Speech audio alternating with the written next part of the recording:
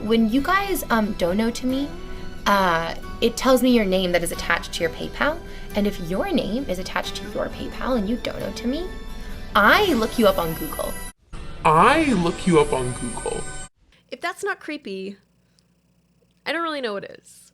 You know, if I sat on my stream looking like this, because I decided to be really cute for this video today, and said, so like, I look at your stuff and I Google you after you donate to me. A lot of engineers, like, I'm sorry, I have a huge issue with this. Hey guys, what is up? Welcome back to my channel. My name is Holly Wolf. You're watching Gamer Girl Activate. I wanted to talk about Invadervie.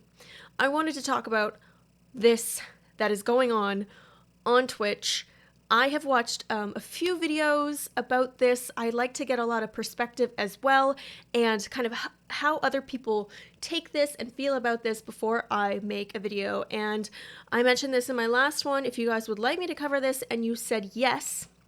So I wanted to kind of talk about this situation. I was watching some videos, the Quartering did, and Atozy and a few other people, and what I've noticed is it's really only men covering these girls and covering these situations on Twitch. So I do feel like the conversation is very one-sided, and I do feel like I want to add to this. I want to add to this discussion and this perspective on girls that I do very much agree with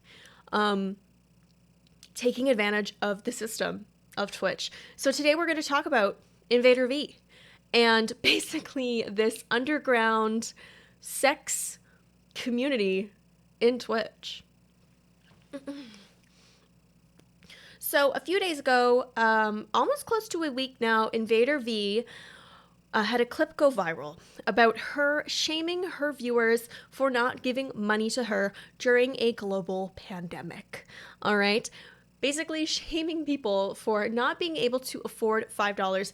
Not only that, but saying if they have time to watch Twitch, that they have $5 to give to her. And they are selfish and they are not good with their money if they aren't donating to her. But in reality, it's actually quite the opposite. They're being good with their money because they're going to a website that is prominently free for the user. And if they like what they see and they like what they support, or the person, they will support them.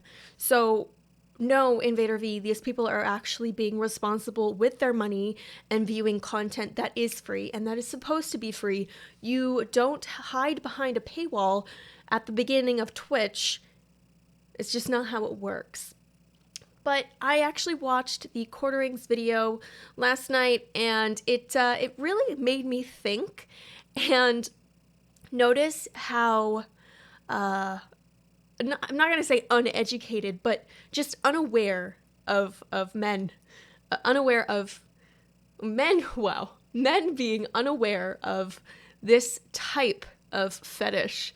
And I personally believe, this is my opinion, that Invadervie she knows exactly what she is doing.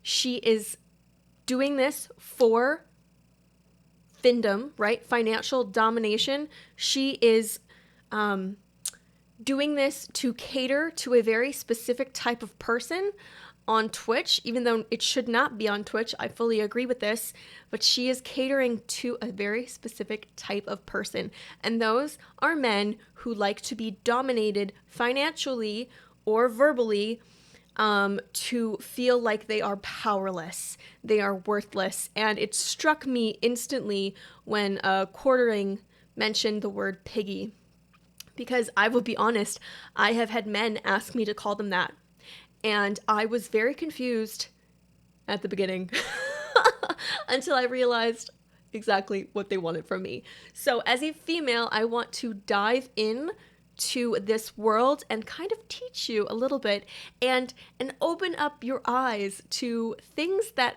girls like Invadervie are doing on Twitch. All right. So let's look at her as a person and a personality first. She's a very sweet girl. She's a very condescending girl.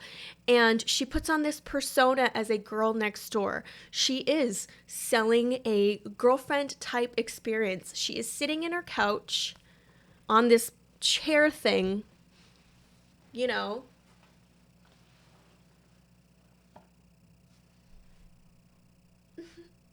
Very much. Very much like that, okay? Very, very loungy, very cute. She talks in a condescending way, and I feel like a majority of her audience is here for it. That's what they want. They're going to subscribe because of that. And like the clip I showed at the beginning, she knows her audience. It's extremely creepy that she actually admits on stream that she's looking at people's bios and finding out what they do, who they are, if they're in relationships or not, and their financial stability. But what this does is it tells me that these men are escaping to girls like Invadervie on Twitch. One, because they're in relationships, most likely, married or in a relationship, and they're using Twitch as a way to almost hide what they're doing from their significant other. If I was in a relationship with someone who did this, all right, who I thought might be doing something suspicious, and if I go and I look at the browser history and all I see is Twitch, which is primarily a video game, a creative, we've got cooking, we've got body painting, we've got some sexy stuff on there, but nothing crazy. If I looked through my man's browser history and I saw Twitch, I wouldn't really think anything of it. I'd be like, oh, they're watching people play video games, they're watching, just chatting, whatever. There would be no real indication to me that they're doing a financial domination type setup. So Invadervie being on Twitch can be very lucrative for her because she can find those people that are trying to find somebody without getting in trouble in their relationship. And I want to just explain Findom really quickly a little bit more. I found that it's not really explained in a lot of the videos that I've watched from a male perspective. Typically, these men that like this type of content, they are businessmen, they own companies, they're in control of their financial situation during the day. So a fetish that they have developed is being controlled, being dominated. They have all this money they should just blow everywhere, all day, all the time. And they want to be dominated because it's the opposite of what's happening in their regular life, which they find boring. They don't get any thrill from being in power anymore. They've come to a point where they are the ones that want to be humiliated, want to be dominated, want to be called piggy, want to be called my human ATM, all this kind of stuff. And like I said, I know this because not only have I had men ask me to do this to them, which I haven't, like it's just beyond my mental scope of dealing with men. And secondly, I have friends that are cam models. I have friends that have done dom type stuff on their streams. I know I have friends that have been escorts. I know this stuff.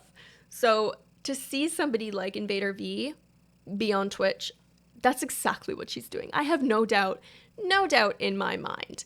One of my best friends used to do a lot of camming, and she would have men ask her to put the camera down by her feet and be like, oh, I'm stepping on you. I'm stepping on your penis. Don't you feel gross? You have a small dick. And that's what she would do. And they loved it. They loved it. So I can guarantee you that a majority of these men on Invadervie's Twitch stream are getting off to being humiliated, to being told they are worthless if they aren't subbing to her. And she put out her apology video, but I think personally it's to disguise and keep this private so she can keep going on and doing what she's doing, finding those people, messaging them privately, looking them up on the internet, and finding more people that will give her a lot of money. Her apologizing publicly lets people be like, oh, she's just a dick. She's just a dick who was an asshole asking people for money. It's not what it is. She knows exactly what she's doing.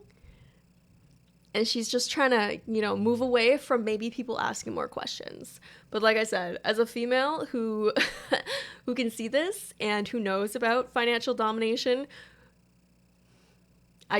this is it, man. This is it. I have a huge problem with it on Twitch. I don't think it should be on Twitch. If I can't show my hip bone by just hanging out on my stream, there's no way in hell there should be any sort of sexual fetishes on Twitch. For example, you can't be barefoot because it's considered a sexual fetish. So, yeah, just saying. I think my biggest problem, though, is her admitting to looking up people online, looking up their LinkedIns, looking up their information to then see if she can get more money out of them privately in the future. I feel like she uses Twitch as a way to filter people to see how much they will donate and then go from there. I say this because there was actually an article a few years ago, two sisters in Toronto got arrested for escorting, but that wasn't the problem. They were escorting, and then what they would do is they would research the people who were sleeping with them. And if they had family, if they had a wife, if they had kids, they went on to personally threaten to dox these men having affairs with these two girls and ask for, like, I don't know, maybe $250,000. Hey, we want $250,000. We took pictures of you guys. We took video when you were doing things with us, and we're going to send it to your family if you don't give us more money. And somebody did not like that, one of the men, and there was this whole case put on all this information on these two girls, and eventually they got arrested for prostitution, but also for blackmailing, basically. And this reminds me of that. It reminds me of somebody who is collecting information on people. Like I said, she mentioned, they're mostly people in relationships.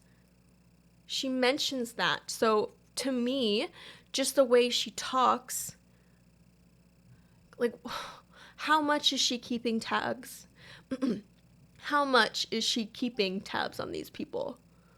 If someone donates money to me on my Twitch streams, I see it. I see your name, obviously. Cool. Thanks, man. That's it. I don't think anything of it. I don't Google them. Like, that is disgusting. And I think, that's nasty. That's so nasty. I can't get over this. And I will say, the thing that I don't understand in general when it comes to creators is this attitude, is this sense of, I'm creating content, so therefore you need to give me money for it. You need to give me something for it right away. This is my job. I've decided that this is my job, and so therefore you owe me for this content. That is not how it works. This is completely optional. And if you really need money that badly, you need to go and get a regular job. Maybe not right now. It might be a little difficult because of COVID-19.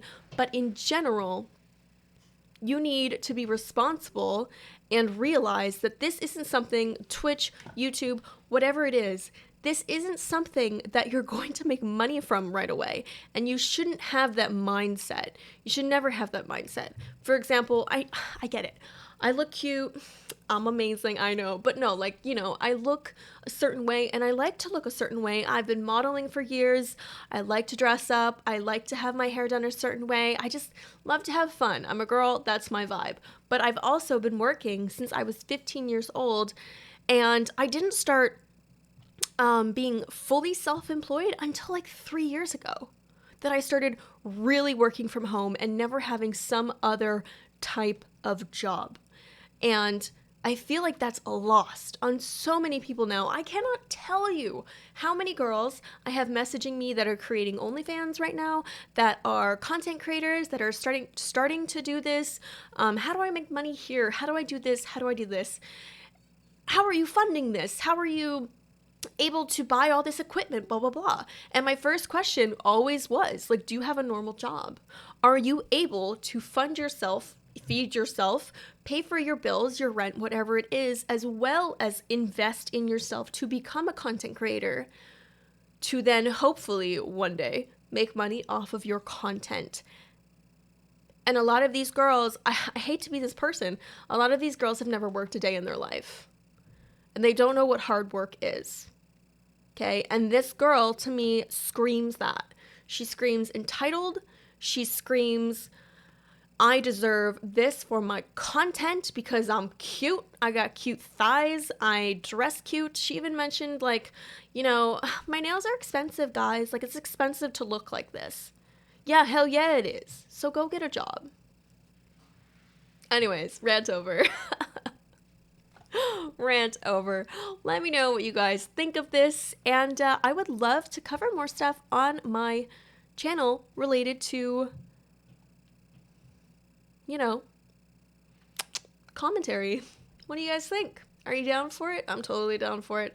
I have many opinions, and I feel like I can contribute a little bit to this situation, things that are happening, especially within the realm of females on Twitch, because not only am I one of them, but I feel like you don't get a lot of this perspective from a female. Like I said, all the drama-ish coverage channels on these Twitch thoughts running wild, it's all men.